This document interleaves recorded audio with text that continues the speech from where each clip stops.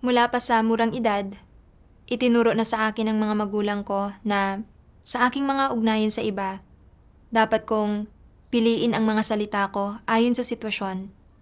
Huwag banggitin ang mga problema ng iba kahit nakikita ko ang mga ito. Isaalang-alang ang damdamin ng iba kapag nagsasalita at maging isang taong nailalagay ang sarili sa kalagayan ng iba at madaling lapitan. Itinuro nila sa akin na sa ganitong paraan, hindi ako lilikha ng gulo para sa sarili ko at magugustuhan ako ng ibang tao. At ito lang ang paraan para magkaroon ng puwang sa lipunan.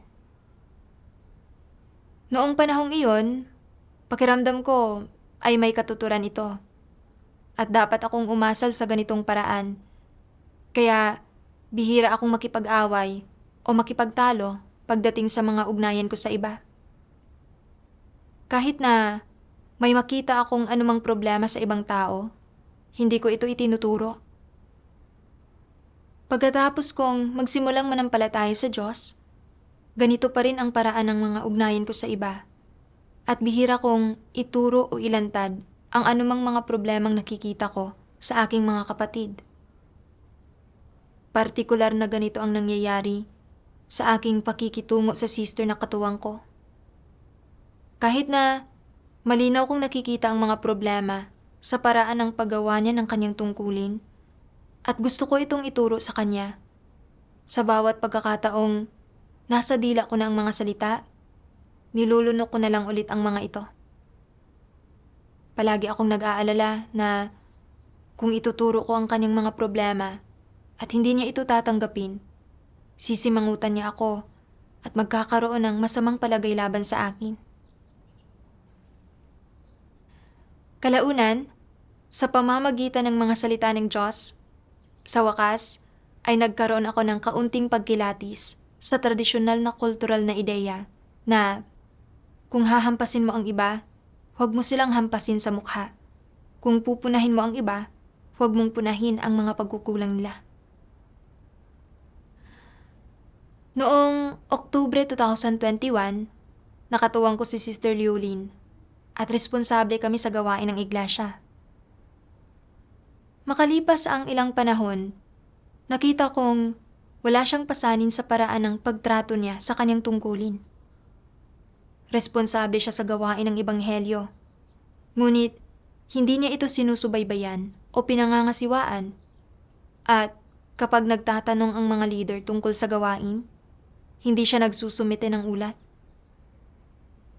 Tinanong ko siya kung bakit hindi niya isinumite ang ulat at sinabi niyang hindi maganda ang pakiramdam niya.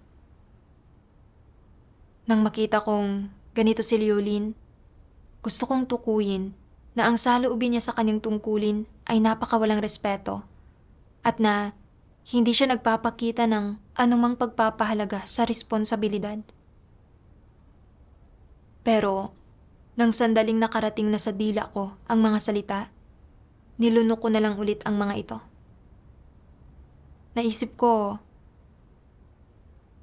mas mabuting huwag nang magsalita ng kahit ano. Kung hindi niya ito tatanggapin at sisimangutan niya ako, magiging nakakaasiwa ng pakisamahan siya sa hinaharap. Kaya wala na akong sinabi pa. Iniisip na baka kapag medyo bumuti na ang kalusugan niya, isa sa puso na niya ang kanyang gawain. Noong panahong iyon, sinabi ni Liolin na masakit ang kanyang cervical vertebrae. Kaya ginamitan ko siya ng gua sha scraping at sinabihan siyang pagtuunan ng pansin ang pag-eehersisyo at nagsabi rin ng ilang salita ng pampalakas loob. Gayunpaman, hindi ko tinukoy ang mga problema sa paraan ng paggawa niya ng kanyang tungkulin. Isang araw makalipas ang 3 buwan, isang mangangaral ang nakipagbahaginan sa amin tungkol sa ilang detalyadong gampanin na may kaugnayan sa pangangaral ng ebanghelyo. Pagkatapos, tinanong ko si Liolin kung nakipagbahagi na siya sa kanyang mga kapatid tungkol dito at kung naipatupad na ba niya ito. Sinabi niya, "Pahapyaw ko lang na nabanggit." galit na galit ako sa loob-loob ko. At gusto ko siyang pungusan. Napaka-irresponsable mo. Hindi ba't naaantala nito ang gawain? Pero, nang sandaling nasa dila ko na ang mga salita, nilunok ko na lang ulit ang mga ito. Naisip ko, kung pupungusan ko siya sa harap ng lahat, mapapahiya siya. Magkakaroon kaya siya ng masamang palagay laban sa akin? Sasabihin kaya niyang sadya ko siyang ipinahiya sa harap ng aming mga kapatid? Mas mabuting huwag nang magsalita. Kaya pumunta ako para ipatupad ang gawain. At hindi ako nakipagbahaginan sa kanya o tinukoy ang kanyang mga problema pagkatapos. Sa pagtatapos ng Hunyo 2022, ilang sermon ang agarang nangangailangan ng pagsusuri. Nakipagtulungan na si Jiangting dito dati, kaya hiniling ko kay Liulin na makipagbahaginan sa kanya. Sa gabi, tinanong ko si Liulin kung nakipagbahaginan na ba siya ng detalyado kay Jiangting tungkol sa mga prinsipyo. Pero habang nakasimangot, naiinis niyang sinabi, naiintindihan na niya ang lahat. Hindi na kailangang pag-usapan pa iyan ng ganoon kadetalyado. Gusto ko siyang paalalahanan. Kung hindi ka makikipagbahaginan ng detalyado at nagkataong hindi malinaw kay Jiangting ang mga prinsipyo, hindi ba't maaantala nito ang gawain? Pero, nang sandaling nasa dila ko na ang mga salita, nilunok ko na lang ulit ang mga ito. Naisip ko, mukhang masama na ang timpla niya noong tinanong ko siya tungkol doon kanina. Kung tutukuyin ko na naman ang kanyang mga pagkukulang, lalo pa siyang magagalit. Paano na kami magkakasundo sa hinaharap? Kaya, hindi ko tinukoy ang kanyang mga problema. At mahina ko lang na sinabing kailangan niyang ituwid ang mga bagay-bagay sa hinaharap. Kalaunan, dahil sa bigong na arok ni Jiangting ang mga prinsipyo, kinailangang ulitin ang trabaho at ang isang bagay na dapat sana ay natapos sa isang araw ay naantala ng mahigit 10 araw. Sumulat ang mga nakatataas na leader para sabihing wala kaming pasanin sa paggawa ng aming tungkulin at hindi mabisa ang aming gawain. Nakaramdam ako ng paninisi sa sarili, sa puso ko. May kaugnayan sa akin ang pagkaantalang ito. Nakita kong iresponsable si Liulin sa paggawa ng kanyang tungkulin. Ngunit, hindi ko kailanman inilantad ang kanyang mga problema para protektahan ang aming ugnayan. Naantala nito ang gawain. Noong panahong iyon, labis na nasusupil at puno ng pasakit ang puso ko. Sa sandaling huminahon ako, naisip ko, anong mga aral ang gusto ng Diyos na matutuhan ko mula sa mga bagay na ito na kanyang isinaayos? Nanalangin ako sa Diyos. Mahal kong Diyos, nakita kong ang sister na katuwang ko ay walang pasanin sa paggawa ng kanyang tungkulin at naantala niya ang gawain. Ngunit, hindi ako nangangahas na tukuyin ang kanyang mga problema dahil natatakot akong sisimangutan niya ako. Mahal kong Diyos, naway bigyang liwanag mo ako at akayin para matuto ako ng mga aral mula sa bagay na ito. Isang araw, nanood ako ng isang video ng patotoong batay sa karanasan. Ang patotoo ng sister at ang mga salita ng Diyos na sinipi roon ay nagbigay sa akin ng kaunting pagkaunawa sa aking sarili.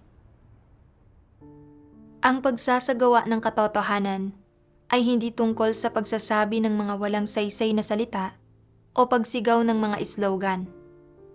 Sa halip, tungkol ito sa kung paanong anuman ang makaharap ng mga tao sa buhay, hanggat kinabibilangan ito ng mga prinsipyo para sa sariling asal, ng kanilang mga perspektiba sa mga bagay-bagay o ang usapin ng paggampan sa kanilang mga tungkulin, kailangan nilang magpasya at dapat nilang hanapin ang katotohanan, hanapin ang batayan at mga prinsipyo sa mga salita ng Diyos, at pagkatapos ay hanapin ang isang landas sa pagsasagawa. Ang mga nakapagsasagawa sa ganitong paraan ay mga taong hinahangad ang katotohanan.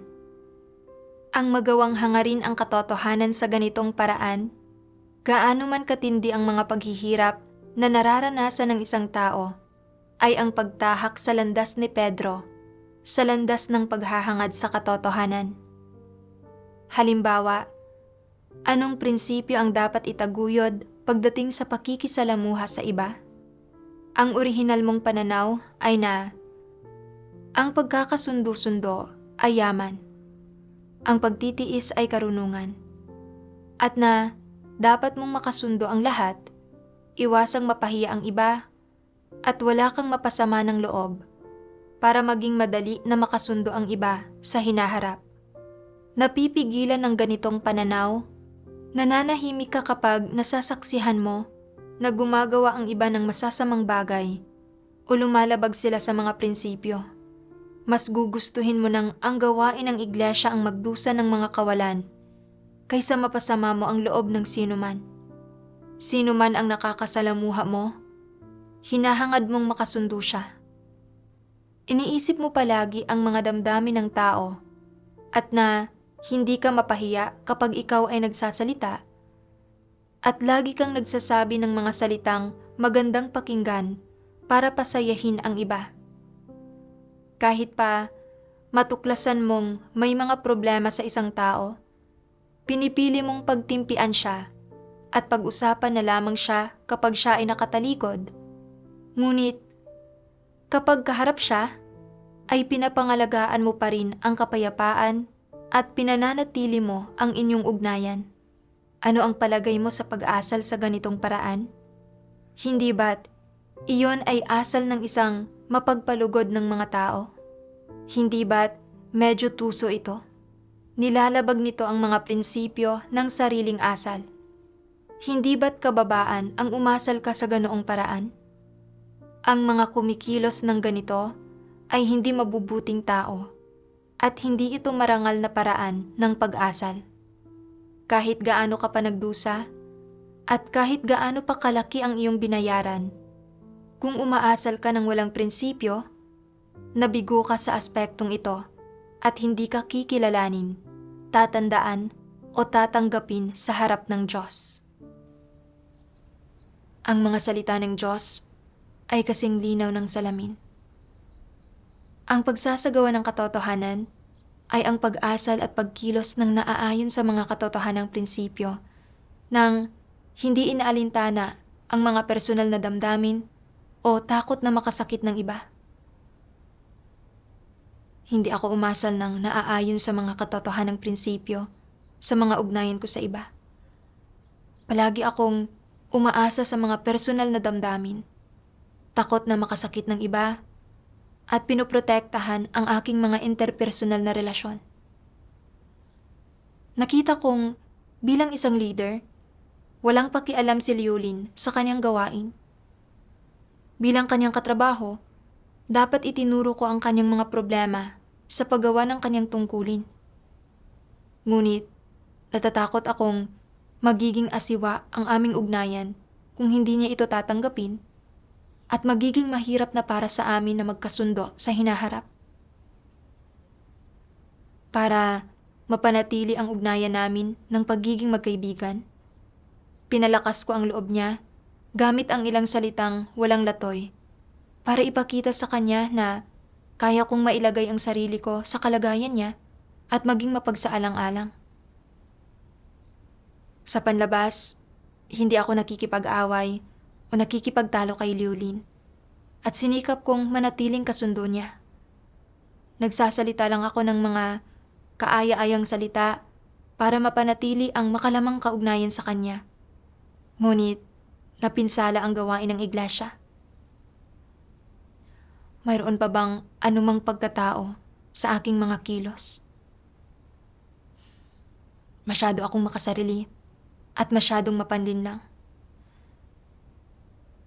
Naisip ko kung gaano kamahal ng Diyos ang matatapat na tao at kinasusuklaman niya ang mga tuso at mapanlinlang na mapagpalugod ng tao. Sa pag-asal ko sa ganitong paraan, hindi ba't napapasuklam ko ang Diyos? Naisip ko na ang tungkulin ay atas ng Diyos sa sangkatauhan at dapat kong pangalagaan ang mga interes ng sambahayan ng Diyos. Nang makita kong hindi nakabubuti sa gawain ang paraan ng paggawa ni Liolin, dapat sana ay tinukoy ko iyon sa kanya at tinulungan siya at hindi ako natakot sa kung ano-ano. Isang araw, habang nasa isang pagtitipon, ang isang sipi ng mga salita ng Diyos na kinain at ininom namin ay nagbigay sa akin ng kaunting pagkaunawa sa mga problema ko. Sabi ng makapangyarihang Diyos, may isang doktrina sa mga pilosopiya para sa mga makamundong pakikitungo na nagsasabing tumatagal at gumaganda ang pagkakaibigan sa pananahimik sa mga kasalanan ng mabubuting kaibigan. Nangangahulugan ito na para mapanatili ang mabuting pagkakaibigang ito, dapat manahimik ang isang tao tungkol sa mga problema ng kanyang kaibigan, kahit malinaw niyang nakikita ang mga iyon. Sumusunod siya sa mga prinsipyo ng hindi paghampas sa mga tao sa mukha o pagpuna sa kanilang mga pagkukulang. Nililin lang nila ang isa't isa, pinagtataguan ang isa't isa, at iniintriga ang isa't isa. Bagamat alam na alam nila kung anong klaseng tao ang isa't isa, hindi nila iyon sinasabi ng tahasan, kundi gumagamit sila ng mga tusong pamamaraan para mapanatili ang kanilang ugnayan.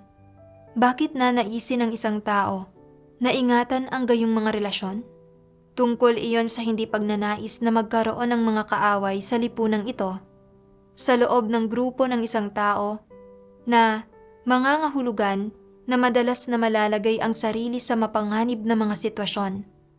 Dahil alam mong magiging kaaway mo ang isang tao at pipinsalain ka niya matapos mong punahin ang kanyang mga pagkukulang o matapos mo siyang saktan, at dahil ayaw mong ilagay ang sarili mo sa gayong sitwasyon, ginagamit mo ang doktrina ng mga pilosopiya para sa mga makamundong pakikitungo na nagsasabing, kung hahampasin mo ang iba, huwag mo silang hampasin sa mukha. Kung pupunahin mo ang iba, huwag mong punahin ang mga pagkukulang nila. Batay rito, kung ganoon ang relasyon ng dalawang tao, maituturing ba silang tunay na magkaibigan? Hindi. Hindi sila tunay na magkaibigan, lalong hindi sila magkatapatang loob. Kaya, ano ba talagang klaseng relasyon ito? Hindi ba't isa itong pangunahing ugnayang panlipunan? Oo. Sa gayong mga ugnayang panlipunan, hindi pwedeng makipag-usap ang mga tao ng taos-puso, ni magkaroon ng malalalim na koneksyon, ni magsabi ng anumang gusto nila. Hindi nila masabi ng malakas ang nasa puso nila o ang mga problemang nakikita nila sa ibang tao o ang mga salitang makakatulong sa ibang tao. Sa halip, pumipili sila ng magagandang bagay na sasabihin para patuloy silang magustuhan ng iba. Hindi sila nangangahas na sabihin ang totoo o itaguyod ang mga prinsipyo, kaya napipigilan ang iba na makabuo ng mga mapanlabang kaisipan tungkol sa kanila. Kapag walang sino mang nagiging banta sa isang tao, hindi ba't mamumuhay ang taong iyon ng medyo maginhawa at mapayapa? Hindi ba't ito ang layo ng mga tao sa pagtataguyod sa kasabihang, kung hahampasin mo ang iba, huwag mo silang hampasin sa mukha. Kung pupunahin mo ang iba, huwag mong punahin ang mga pagkukulang nila. Oo, malinaw na ito ay isang baluktot at mapanlinlang na paraan para manatiling buhay, na may elemento ng pagiging mapagbantay, na ang layon ay pangalagaan ang sarili. Sa pamumuhay ng ganito, ang mga tao ay walang mga katapatang loob, walang matatalik na kaibigan na mapagsasabihan nila ng kahit anong gusto nila. Sa pagitan ng mga tao, mayroon lang pagbabantay laban sa isa't isa, pagsasamantala sa isa't isa, at pagpapakana laban sa isa't isa, kung saan ang bawat tao ay kinukuha ang kailangan nila mula sa ugnayan. Hindi ba't ganoon iyon? Sa ugat nito, ang layo ng kung hahampasin mo ang iba, huwag mo silang hampasin sa mukha. Kung pupunahin mo ang iba, huwag mong punahin ang mga pagkukulang nila, ay para hindi mapasama ang loob ng iba at hindi magkaroon ng mga kaaway, para protektahan ang sarili sa pamamagitan ng hindi pananakit sa sinuman. Isa itong diskarte at pamamaraan na ginagamit ng isang tao para hindi siya masaktan. Kung titingnan ang ilang aspektong ito ng diwa nito, marangal ba na igiit sa wastong asal ng mga tao na kung hahampasin mo ang iba, huwag mo silang hampasin sa mukha. Kung pupunahin mo ang iba, huwag mong punahin ang mga pagkukulang nila? Positibo ba ito? Hindi. Kung gayon, ano ang itinuturo nito sa mga tao? Na kailangan ay hindi mo mapasama ang loob o masaktan ang sinuman. Kung hindi, sa huli ay ikaw ang masasaktan. At gayon din, na hindi ka dapat magtiwala kanino man. Kung sasaktan mo ang sinuman sa iyong mabubuting kaibigan, unti-unting magbabago ang inyong pagkakaibigan. Mula sa pagiging mabuti at matalik mong kaibigan, ay magiging estranghero siya o isang kaaway. Anong mga problema ang malulutas ng pagtuturo sa mga tao na kumilos ng ganito? Kahit na sa pamamagitan ng pagkilos sa ganitong paraan, hindi ka nagkakaroon ng mga kaaway at nawawalan pa nga ng iilan. Dahil ba dito ay hahangaan at sasang-ayunan ka ng mga tao at palagi kang ituturing na kaibigan? Ganap ba nitong nakakamit ang pamantayan para sa wastong asal? Sa pinakamainam, hindi na ito hihigit pa sa isa lamang pilosopiya para sa mga makamundong pakikitungo. Ang pagkapit ba sa ganitong uri ng pahayag at pagsasagawa ay maituturing na pagkakaroon ng mabuting asal? Hinding-hindi. Ang inilantad ng mga salita ng Diyos ay ang mismong tunay kong kalagayan. Noon pa man, lubha na akong mapagsaalang-alang at mapakiramay sa damdamin ng ibang tao pagdating sa aking mga ugnayan sa iba. Kapag may napapansin akong anumang problema sa ibang tao, hindi ko iyon ipinapakita sa kanila dahil takot akong masira ang aming ugnayan. Sa partikular, noong ginagawa ko ang mga tungkulin ko kasama si Liolin, nakita ko na ang saloobin niya sa kanyang tungkulin ay napakapabaya at naantalat nito ang gawain ng iglesia. Gusto kong tukuyin ang mga problema niya. Pero kapag nakikita kong hindi siya masaya, parang may bumabara sa lalamunan ko at wala akong masabi sa takot na masira ko ang aming ugnayan. Umaasa ako sa mga satanikong landas para mabuhay, tulad ng mabuti ka, mabuti ako, lahat ay mabuti. Tumatagal at gumaganda ang pagkakaibigan sa pananahimik sa mga kasalanan ng mabubuting kaibigan. At kung hahampasin mo ang iba, huwag mo silang hampasin sa mukha. Kung pupunahin mo ang iba, huwag mong punahin ang mga pagkukulang nila. At naging napakatuso at mapanlinlang. Sa bawat pagkakataon, isinasaalang-alang ko ang sarili kong mga interes at pinuprotektahan ang mga ugnayan ko sa iba. Ganito na ako mula pa noong bata ako. Hindi ko prangkang ipinapakita sa iba ang mga problema nila kapag napapansin ko ang mga ito. Akala ko, iyon ay pagiging mapagsaalang-alang at isang palatandaan ng mabuting pagkatao. Gayunpaman, ang mga taong tunay na may mabuting pagkatao ay may pagpapahalaga sa katapatan at responsibilidad sa kanilang tungkulin.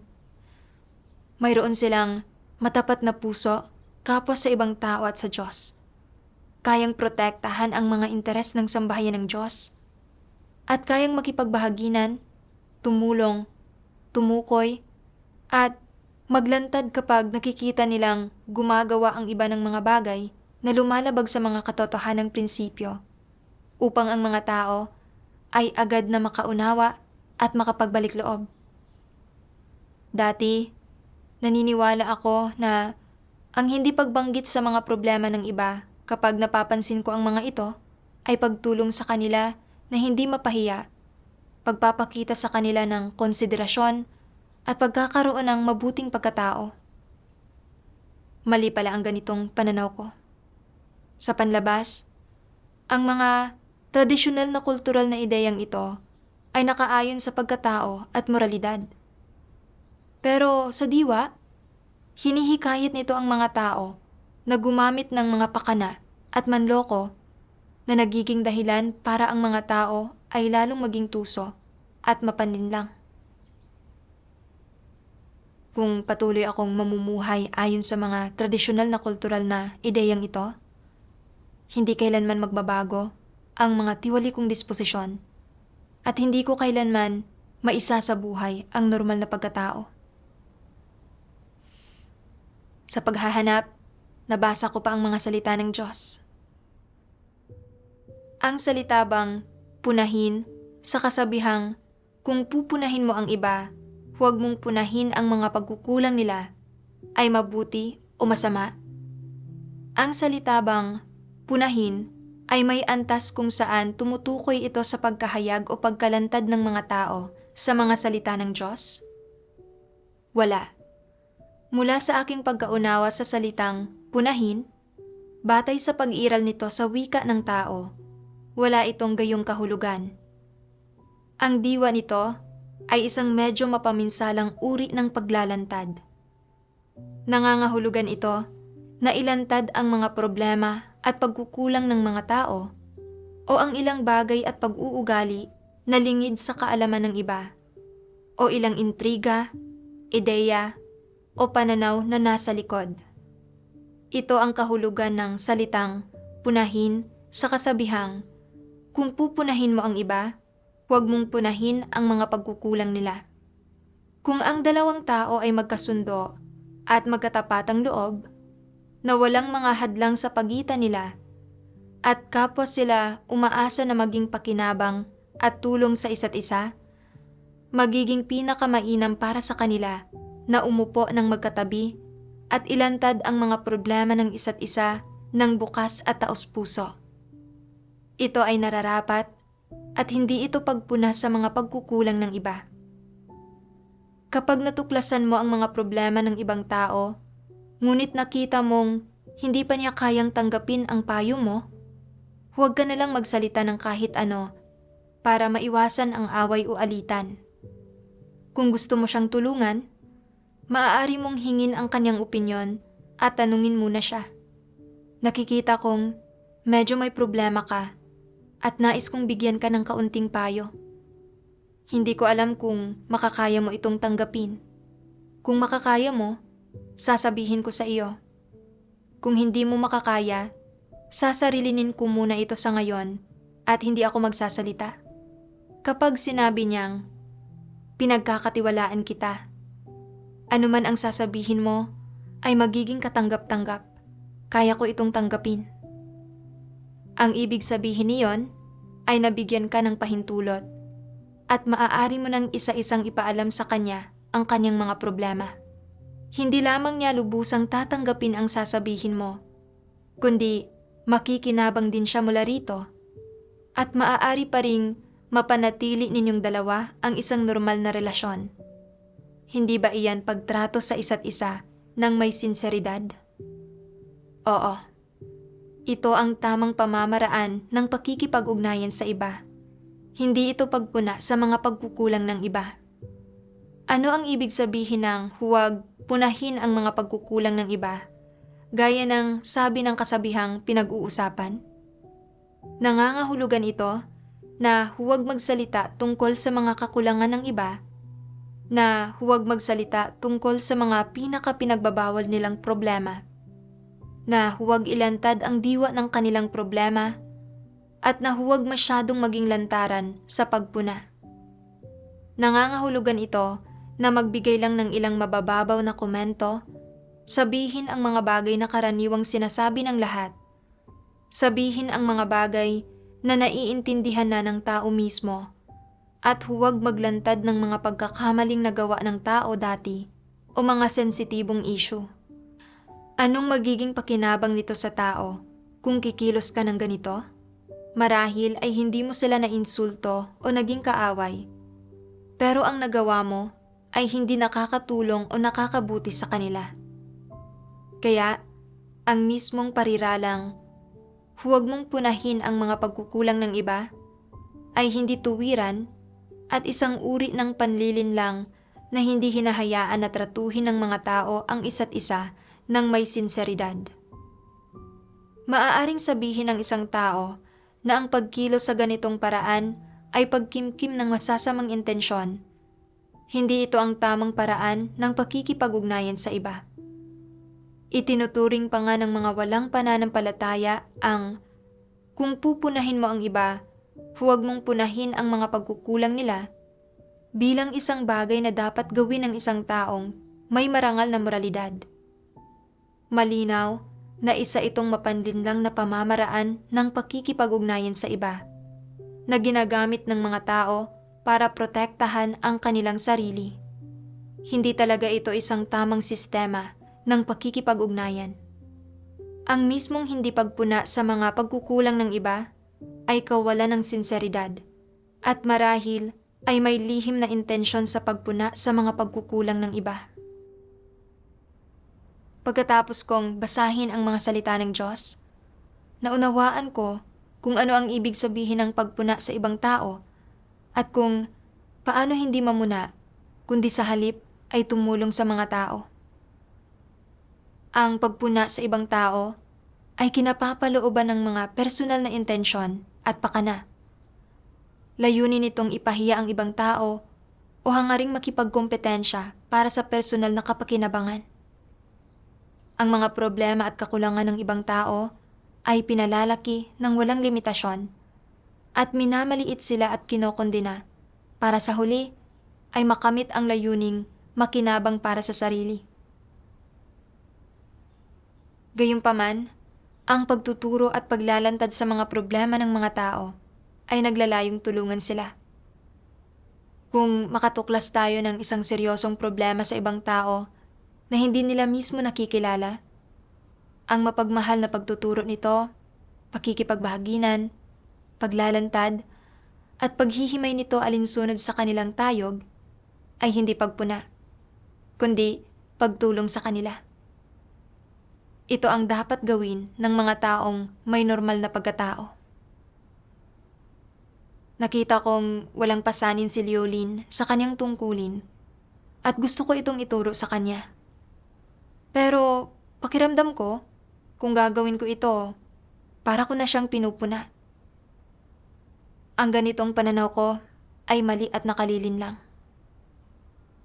Kung sadya ko siyang minamaliit at ipinapahiya, para magkaroon ng negatibong opinyon sa kanya ang kanyang mga kapatid, at para magmukha akong may dinadalang pasanin, iyon ang matatawag na pagpuna. Pero sa katunayan, wala akong ganitong mga intensyon. Gusto ko lang protektahan ang gawain ng iglesia at tulungan siya, kaya hindi iyon pagpuna. Kalaunan, nakita ko si Liolin. Noong tutukuyin ko na sana ang mga problema niya, nag-aalangan pa rin ako sa puso ko at nag-aalala na baka sumimangot siya sa akin. Kaya patuloy akong tumawag sa Diyos sa puso ko para akayin niya akong isagawa ang katotohanan. Sa oras na ito, naalala ko ang isang sipi ng mga salita ng Diyos na nabasa ko dati at hinanap ko ito para basahin. Sabi ng makapangyarihang Diyos, kung taglay mo ang mga intensyon at pananaw ng isang mapagpalugod ng mga tao, kung gayon, sa lahat ng bagay, hindi mo isasagawa ang katotohanan o itataguyod ang mga prinsipyo, at kaya lagi kang mabibigo at matutumba. Kung hindi ka mapupukaw at hindi mo hahanapin ang katotohanan kailanman, isa kang hindi mananampalataya at hindi mo kailanman makakamit ang katotohanan at ang buhay. Ano, kung gayon, ang dapat mong gawin? Kapag naharap ka sa ganitong mga bagay, dapat kang manalangin sa Diyos at tumawag sa Kanya. Hilingin sa Diyos na iligtas ka at bigyan ka ng pananalig at lakas. Nagbibigay kakayahan sa iyo na itaguyod ang mga prinsipyo, magawa ang dapat mong gawin, mapangasiwaan ang mga bagay-bagay ayon sa mga prinsipyo, matatag na manindigan sa posisyong kinatatayuan mo, protektahan ang mga interes ng sambahayan ng Diyos, at pigilan na magdusa ng anumang mga kawalan ang gawain ng sambahayan ng Diyos. Kung kaya mong maghimagsik laban sa sarili mong mga interes, pride, at pananaw ng isang mapagpalugod ng tao, at kung ginagawa mo ang dapat mong gawin ng may matapat at buong puso, kung gayon, matatalo mo na si Satanas at matatamo ang aspektong ito ng katotohanan. Kung matigas ang ulo mo, naigiit na mamuhay ayon sa pilosopiya ni Satanas, na pinoprotektahan ang mga relasyon mo sa iba, at kung hindi mo kailanman maisagawa ang katotohanan at hindi ka naglalakas loob na itaguyod ang mga prinsipyo, magagawa mo bang isagawa ang katotohanan sa iba pang mga bagay? Wala ka pa ring pananalig o lakas. Kung hindi mo nagagawa kahit kailan na hanapin o tanggapin ang katotohanan, tutulutan ka ba ng gayong pananalig sa Diyos na makamit ang katotohanan? Hindi. At kung hindi mo makamit ang katotohanan, maaari ka bang maligtas? Hindi maaari. Kung lagi kang namumuhay ayon sa pilosopiya ni Satanas, nang wala ni katiting na katotohanang realidad, hinding-hindi ka maliligtas kailanman. Binigyan ako ng lakas ng mga salita ng Diyos. Hindi na ako pwedeng maging mapagpalugod ng mga tao. Talagang kailangan kong isagawa ang katotohanan. Kahit pa sumimangot sa akin si Liolin o hindi, kailangan kong tukuyin ang mga problema niya at protektahan ang mga interes ng iglesia na nagbibigay kasiyahan sa Diyos. Humugot ako ng lakas ng loob para tukuyin ang mga problema niya. Nang marinig ito ni Liolin, kahit medyo hindi siya natuwa, inamin din niya ang sarili niyang mga problema. Kalaunan, nabasa ko pa ang mga salita ng Diyos. Ano ang pakikipagtulungan? Kailangang magawa ninyong makipagtalakayan ng mga bagay-bagay sa isa't isa at maipahayag ang inyong mga pananaw at opinyon. Dapat punan at pangasiwaan ninyo ang isa't isa at maghanap kayo mula sa isa't isa, magtanong sa isa't isa at paalalahanan ninyo ang isa't isa. Iyon ang pakikipagtulungan ng may pagkakasundo. Sabihin, halimbawa, na pinangangasiwaan mo ang isang bagay ayon sa sarili mong kalooban at may nagsabi na mali ang ginawa mo, ganap na labag sa mga prinsipyo. Bakit mo ito pinangasiwaan kung paano mo gusto nang hindi hinahanap ang katotohanan? Dito, sasabihin mo na tama iyan, natutuwa akong inalerto mo ako. Kung hindi, pwedeng magdulot ito ng kapahamakan. Iyan ang pag-uudyok sa isa't isa. Ano kung gayon ang pangangasiwa sa isa't isa? Ang bawat isa ay may tiwaling disposisyon at pwedeng maging pabasta-basta sa paggawa ng kanyang tungkulin. Pinangangalagaan lamang ang sarili niyang katayuan at karangalan, hindi ang mga kapakanan ng sambahayan ng Diyos. Ang gayong mga kalagayan ay naroroon sa bawat tao. Kung nalaman mong may problema ang isang tao, dapat magkaroon ka ng pagkukusang makipagbahaginan sa kanya. Paalalahanan mo siya na gawin ang kanyang tungkulin ayon sa mga prinsipyo, habang hinahayaan itong tumayo bilang isang babala sa iyong sarili. Iyon ay pangangasiwa sa isa't isa. Ano ang tungkulin ng pangangasiwa sa isa't isa? Nilalayo nitong pangalagaan ang mga interes ng sambahayan ng Diyos at iiwas din ang mga tao sa maling landas. Mula sa mga salita ng Diyos, naunawaan ko na kapag nagtutulungan sa paggawa ng ating tungkulin, dapat nating pangasiwaan ang isa't isa. At kung makita nating gumagawa ang ating katuwang ng mga bagay na lumalabag sa mga prinsipyo, dapat natin itong tukuyin at makipagbahaginan at tulungan sila. Ito ay paggawa ng tungkulin alinsunod sa mga katotohanang prinsipyo. Makatutulong ito sa mga tao na maunawaan ang katotohanan at higit pa rito, pinoprotektahan nito ang gawain ng iglesia. Kasabay nito, bilang mga leader o manggagawa, dapat nating tratuhin ang ating mga kapatid alinsunod sa mga katotohanang prinsipyo.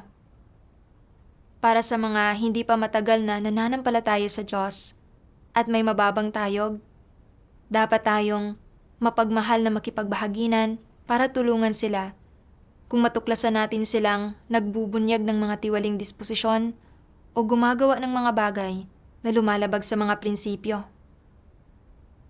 Para naman sa mga matagal nang nananampalataya sa Diyos at nakauunawa ng mga prinsipyo, ngunit iresponsable sa kanilang gawain, dapat itong ituro at ilantad. Kung hindi sila magpapakita ng kahit katiting na pagsisisi, matapos itong ituro at ilantad ng maraming beses, kung gayon, dapat silang tanggalin alinsunod sa mga prinsipyo. Kalaunan, nakita kong hindi pa rin nagbabago ang saloobin ni Leolin sa paggawa ng kanyang tungkulin. Kaya, matapos kong talakayin ito kasama ang isa ko pang katuwang, iniulat namin ang kanyang pag-uugali sa mga nakatataas na leader. Tinanggal sa tungkulin ng mga nakatataas na leader si Leolin. Pagkatapos, kapag nakakakita ako ng mga problema sa paraan ng paggawa ng mga kapatid sa kanilang tungkulin, hindi ko na lamang isinasaalang-alang ang sarili kong reputasyon at pinoprotektahan ang kaugnayan ko sa kanila. Kaya kong ituro ang kanilang mga problema at tulungan sila alinsunod sa kanilang tayog. Sa pagsasagawa sa ganitong paraan, nakinabang ang aking mga kapatid at napanatag ang puso ko. Naranasan ko na kung magsasagawa ka alinsunod sa mga salita ng Diyos at sa mga katotohanang prinsipyo, magiging kalmado at payapa ang iyong puso. Salamat sa Diyos sa kanyang paggabay.